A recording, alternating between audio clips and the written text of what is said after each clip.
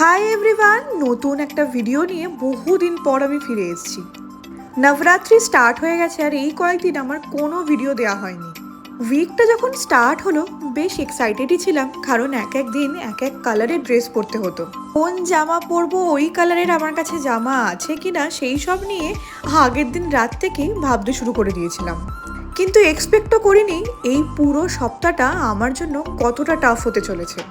অফিসে দিনটা শুরু হতে না হতেই কাজের এত প্রেশার এসছে, ফটো তোলা তো মাথায় উঠুক, টুকটাক এরকমই কয়েকটা ভিডিও নিতে পেরেছি।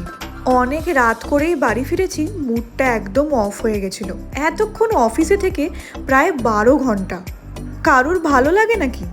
তো নবরাত্রির প্রথম দিনটা এভাবেই কেটেছে। বাড়ি এসে কোনো রকমে রান্না করে খেয়ে দিয়ে শুয়ে পড়েছি।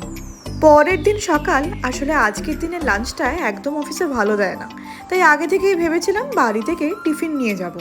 সকালবেলা উঠেই ওই জন্য ফ্রেশ হয়ে ময়দা মেখে নিয়ে যাব পরোটা আর চিলি পনির।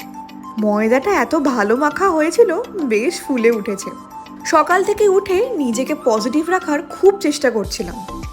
অনেকখানি পেরেওছি। নিজের জন্য কিছু করা, টিফিন বানানো, সেইটা প্যাক করা, রান্না করলে এখন আমার স্ট্রেসটা একটু রিলিজ হয়, এই নতুন জিনিসটা খেয়াল করেছি। আর নবরাত্রির এই সেকেন্ড দিনে জামার রং ছিল লাল। তোমাদের তো বলা হয়নি, ফার্স্ট ডে কিন্তু হোয়াইট ছিল। যেহেতু আমার কাছে সাদা রঙের কোনো ড্রেস ছিল না, তো যেটা সব থেকে লাইট কালারের ছিল ওটাই আমি ডে 1-এ পরেছিলাম।